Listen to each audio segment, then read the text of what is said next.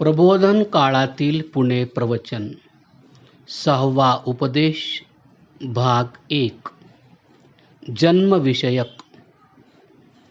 स्वामी दयानंद सरस्वती यांनी जाहिराती बरहुकूम बुधवार पेठेतील भिड्यांचे वाड्यात तारीख 17 माहे जुलै 1875 रोजी रात्री 8 वाजता जन्म या विषयावर दिलेल्या व्याख्यानाचा सारांश. ओम भद्रं कर्णेभिः शृणुयाम देवा भद्रं पश्यमाक्षभिर्यजत्राः स्थिरैरङ्गैस्तुष्टुवांसस्तनूभिर्व्यसेमहि देवहितं यदायुः. ही स्वामीजींनी प्रथम ऋचा म्हटली. आजच्या व्याख्यानाचा विषय जन्म हा आहे. आता जन्म म्हणजे काय याचे लक्षण प्रथम केले पाहिजे. शरीराचे व्यापार व क्रिया करण्यास योग्य असा परमाणूचा संघात जेव्हा घडतो तेव्हा जन्म होतो. म्हणजे सर्व साधनांनी युक्त होऊन क्रियायोग्य जेव्हा शरीर होते तेव्हा जन्म होतो. अर्थात इंद्रिये व प्राण अंतःकरण ही शरीराच्या ठायी उपयुक्त होतात तेव्हा जन्म होतो. जन्म म्हणजे शरीर व जीवात्मा यांचा योग, अर्थात शरीर व जीवात्मा यांचा वियोग म्हणजे मरण. आता या जन्मांतराविषयी अनेक मते आहेत. कोणी म्हणतात की मनुष्यास जन्म एकच आहे, म्हणजे मेल्यानंतर पुनर्जन्म नाही. कोणी म्हणतात की जन्म अनेक आहेत, म्हणजे मनुष्य मेल्यावर त्यास दुसरे जन्म आहेत. आमचा सिद्धांत मनुष्यास पुनर्जन्म आहे, म्हणजे जन्म अनेक आहेत असा आहे. एक जन्मवाद्यांच्या व अनेक जन्मवाद्यांच्या भाषणास पुष्कळ युक्ती प्रयुक्तीचा आधार आहे. त्या युक्ती प्रयुक्तीचा आता विचार केला पाहिजे. गतानुगतिको लोक या न्यायाने परंपरागत ज्ञानाचा स्वीकार करणे हे विद्वानांस उचित नाही.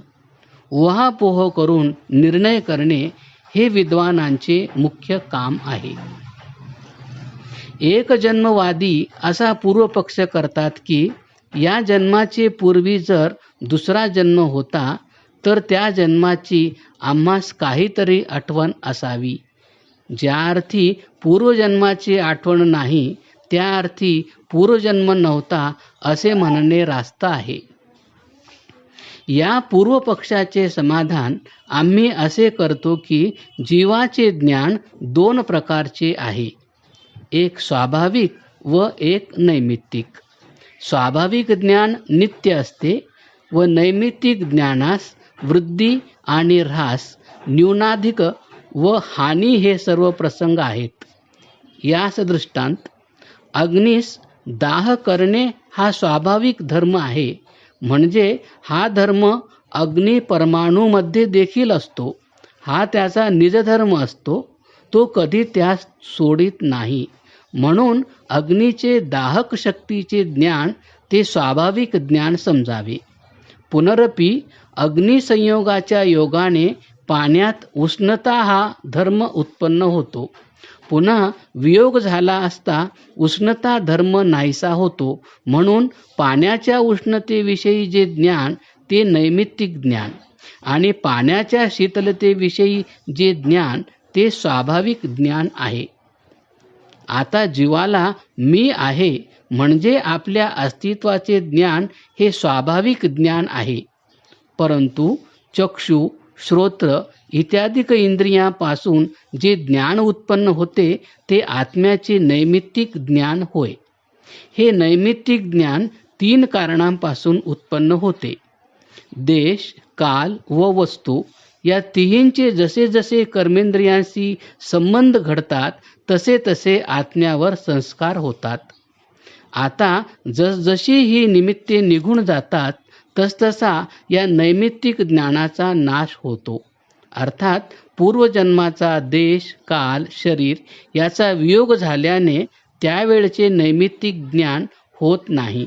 शिवाय या विचारात एक गोष्ट विशेष लक्षात ठेवण्याजोगी आहे. ज्ञानाचाच स्वभाव असा आहे की ते अयुगपत क्रमाने होते, म्हणजे एक समयावच्छेदाने आत्म्यामध्ये 2-3 ज्ञाने एकदम स्फुरू शकत नाहीत. या नियमाच्या लापिकेवरून पूर्वजन्माच्या विस्मरणाचे समाधान नीट होते. या जन्मी मी आहे म्हणजे आपल्या स्थितीचे ज्ञान आत्म्यास नीट असते, म्हणून पूर्वजन्माच्या ज्ञानाचे स्फुरण आत्म्यास होत नाही. पुनरपि या जन्मातच व्यवस्था कशी होते याचा विचार करू. मीच जे आता भाषण करीत चाललो आहे त्या भाषणाचे तसेच त्या संबंधाच्या मनोव्यापाराच्या सर्व परंपरेचे मला स्मरण कोठे आहे? भाषणाच्या स्थूलावयवाचे स्मरण आहे, परंतु बोलता बोलता सूक्ष्मावयवाचे विस्मरण झाले आहे, म्हणून मी भाषण केले नाही असे मानता येत नाही. दुसरे, बाल्यावस्थेमध्ये ज्या गोष्टी घडल्या त्यांचे आता विस्मरण झाले आहे, म्हणून बाल्यावस्था नव्हती असे मानता येत नाही. पुनरपि जागृतावस्थेमध्ये ज्या ज्या गोष्टींचे स्मरण असते त्या त्या गोष्टींचे निद्रेमध्ये सर्वथैव विस्मरण होते. या सर्व कारणावरून पूर्वजन्मीचे स्मरण होत नाही. एवढ्यामुळे पूर्वजन्माचा असंभव होत नाही. 2 जन्मामध्ये मरण येऊन गेले आहे आणि मरण म्हणजे महाव्यावृत्त अंधकारात पडणे आहे. पुन्हा मनाचा धर्म कसा आहे याचा विचार करा.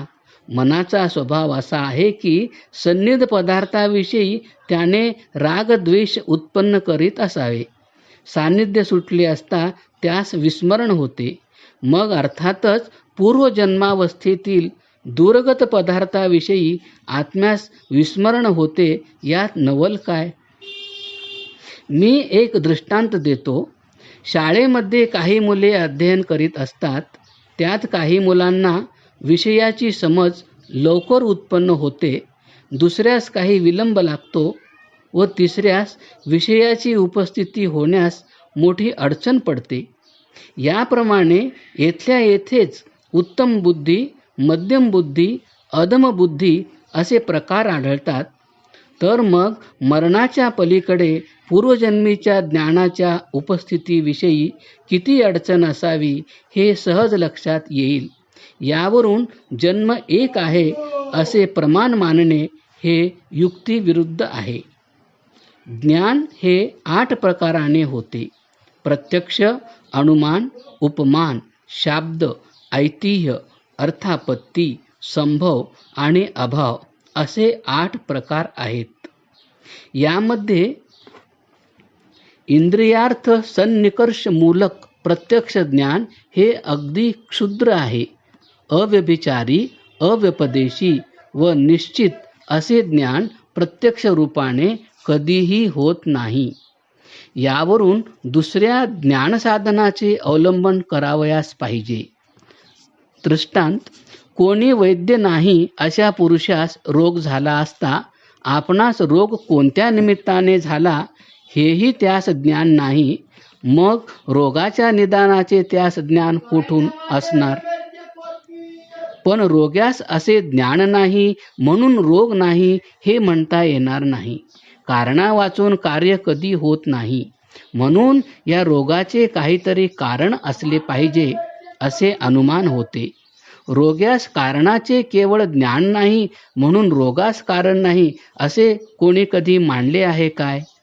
पुढे रोग पाहून व त्याची निदान व चिकित्सा करून अमक्या अमक्या कारणामुळे हा रोग उत्पन्न झाला असे अनुमान प्रमाण बळाने वैद्य ठरवितो व ती गोष्ट आपणास कबूल करावी लागते. अशी योग्यता अनुमान प्रमाणाची आहे असतो. परमात्मा न्यायकारी व अपक्षपाती आहे ही गोष्ट सर्व कबूल करीतात. अशा न्यायकारी परमेश्वराने निर्मिलेल्या संसारात लोकांच्या स्थितीमध्ये व सुखलाभामध्ये मोठा भेद आढळतो, हेही निर्विवाद आहे. यास एक दृष्टांत दिला पाहिजे. एकाच आईबापास 2 पुत्र झाले. त्यास एकाच गुरुजवळ अध्ययनाकरिता ठेविले व खाण्यापिण्याची सर्व साधने सर्वांशी सारखी ठेविली. असे असता एका मुलाची धारणाशक्ती चांगली असून तो मोठा विद्वान व नीतिवान निपजतो व दुसरा विसरभोळा वेडा कसा निपजतो? याचे कारण काय? या बुद्धिभेदाचे कारण या जन्मी तर काही नाही आणि भेद तर पडला आहे. असा निरर्थक भेद ईश्वराने केला म्हणावा तर ईश्वर पक्षपाती ठरतो.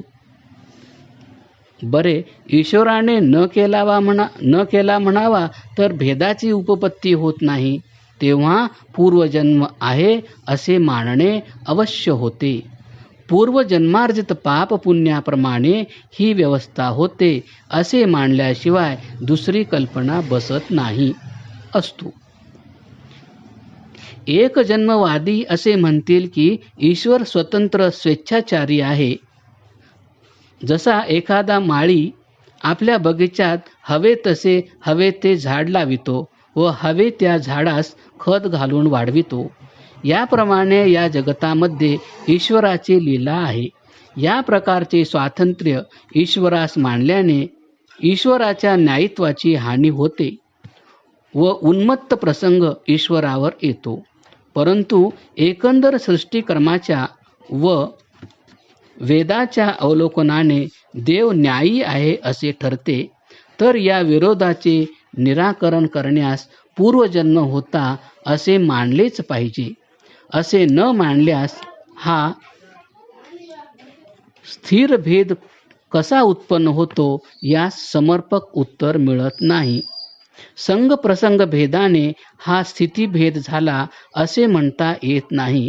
कारण संग प्रसंग भेदाची कल्पना जेथे नाही अशी जी मातेच्या उदरातील स्थिती तीही सर्वांस सारखी कोठे असते. उदरात असताना एका जीवास सुख सोहळे घडतात व एकास क्लेश होतात. एक धर्मात्म्याचे पोटी जातो, एक पापस्थानी जन्म घेतो. हा भेद कोठून व का? पूर्वजन्म न मानल्यास या भेदामुळे ईश्वराकडे केवढा दोष येतो याचा विचार करा. पूर्वजन्माविषयी वरील अनुमानाशिवाय एक प्रत्यक्ष प्रमाण आहे.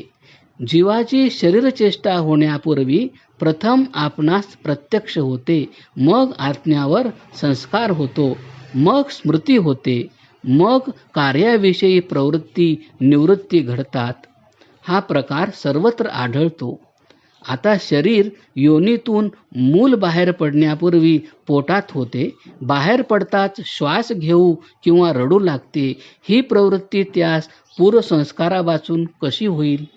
मातेचे स्तन ओढून दूध पिऊ लागते. ही प्रवृत्ती कोठून होते?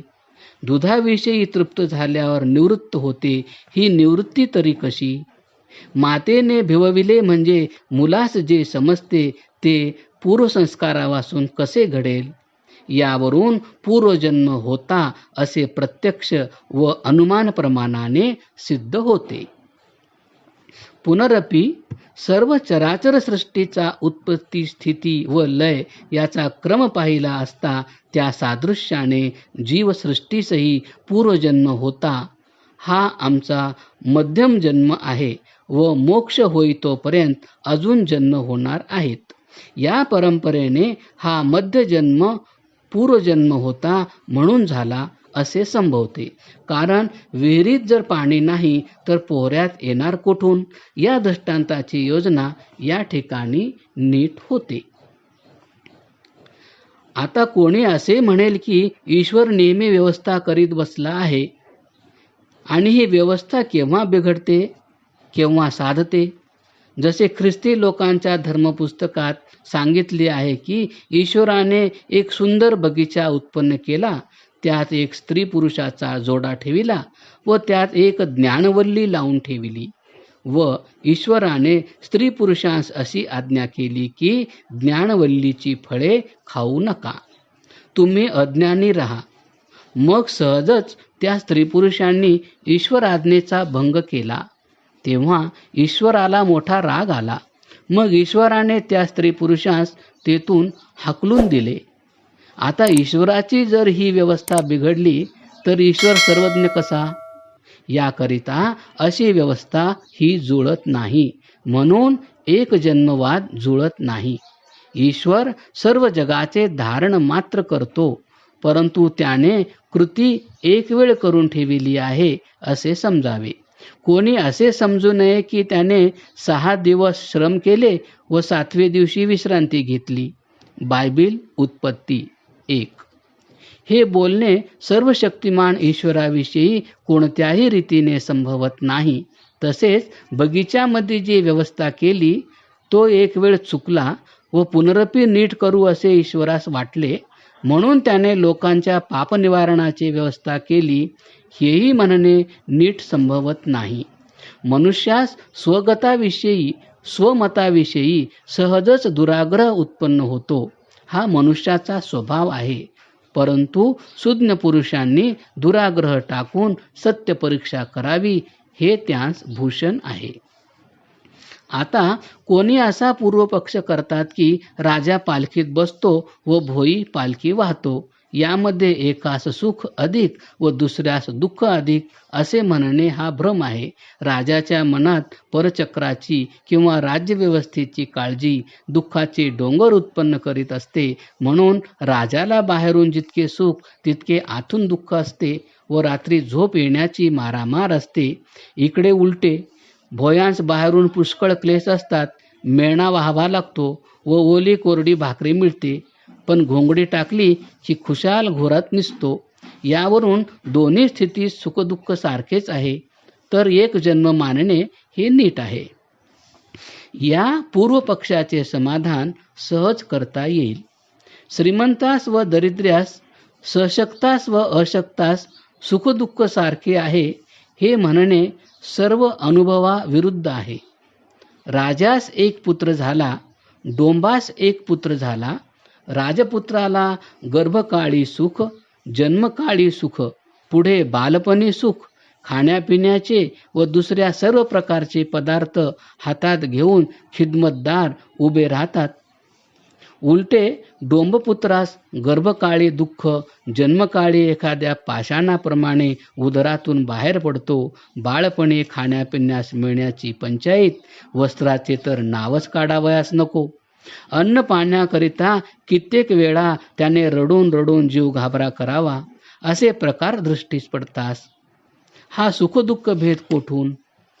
पुन्हा सर्व मनुष्य जीवास श्रीमंत मिळावी व आपल्याहून श्रेष्ठ लोकांची स्थिती मिळावी ही स्वाभाविक इच्छा आहे, हेही तुमच्या दृष्टीस पडते. या इच्छेमुळे सर्व संसाराचा क्रम चालला आहे. यावरून सुखदुःख भेद वास्तविक आहेत, भ्रम नाही असे ठरते. आता जर सुखदुःख भेद आहे आणि जन्म एकच आहे तर ईश्वर अन्यायी ठरतो. ईश्वराच्या ठिकाणी अन्यायाचा आरोप करणे हे आपल्या प्रथम सिद्धांतास विरुद्ध आहे. याकरिता जन्म अनेक आहेत हे म्हणणे योग्य आहे. म्हणजे ईश्वर न्यायी आहे आणि जन्मांतराच्या अपराधानुरूप जीवास दंड करीतो. म्हणजे जितके तीव्र पाप करतो तितकेच त्यास दुःख भोगावे लागते असे सिद्ध होते. कोणी असा पूर्वपक्ष करील की मनुष्याने पाप केल्यामुळे तो पशुजन्मास गेला, असे क्षणभर धरले, परंतु तो पशु असता मी पाप केल्यामुळे हा पशुजन्म मला प्राप्त झाला असे जर त्यास ज्ञान नाही, तर मग ज्ञाना वाचून दंड भोगणे ही व्यवस्था कशी? याचे समाधान, या जन्मी देखील अशीच व्यवस्था आढळते. दुःख भोगीत असता दुःखाच्या कारणाचे भान कधीही नसते. अधाशीपणा करून पुष्कळ खाल्ले, पुढे त्या योगे रोग जडला, त्यावेळी जे दुःख होते त्या दुःखामुळे त्याच्या कारणाचे भान होते असे घडत नाही. याचप्रमाणे अन्यत्र पुष्कळ व्यवस्था या संसारी आढळतील. अस्तु, या संसारी सुखदुःखाचे भेद आढळतात, त्यांचे काहीतरी कारण असले पाहिजे. कारणावाचून हे कार्य होऊ शकणार नाही. या सुखदुःख भेदाचे कारण पूर्वजन्माचे कर्म होय. याकरता शेषवत अनुमानाने सुखदुःखाती भेदांची व्यवस्था नीट लागते. आता कर्मे म्हटली तरी विचित्र आहेत. नाना प्रकारचे आत्म्यावर संस्कार होतात. तेने करून नाना प्रकारची मानसकर्मे उत्पन्न होतात. ईश्वराच्या घरची व्यवस्था अशी आहे की त्या त्या कर्माच्या योगाने पापपुण्ये उत्पन्न व्हावी आणि पापपुण्याप्रमाणे सुखदुःख व्हावे. याप्रमाणे पापपुण्याचा वाटा भोगल्या वाचून सुटका होत नाही. पापे भोगलीच पाहिजेत, हे कधी सुटावयाचे नाही. क्रमशः